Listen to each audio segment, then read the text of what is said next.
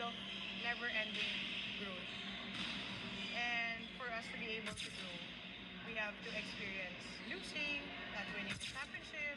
Yun yung, I think, for me, for this, lalo na for me, after this year, pag, especially if kompleto na tayo lahat, the funds, the relationship that we have here sa training, mas stronger na. And magiging stronger pa pag just over yet.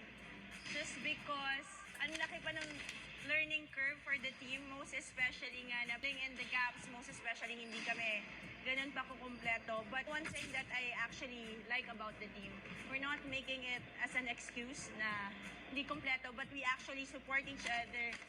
Talagang nagsa-step up lahat ng mga tao na binibigyan ng mga opportunities. And I think that's what's nice about our culture, our team.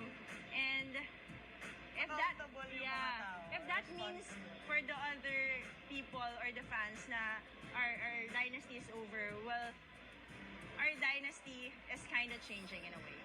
In such a way na madami pang makikitang mga bago, bata, and we're embracing it because by embracing it, we get to learn, we get to see the changes, and we'll realize kung ano pa yung mga kulang and kung ano yung strength natin.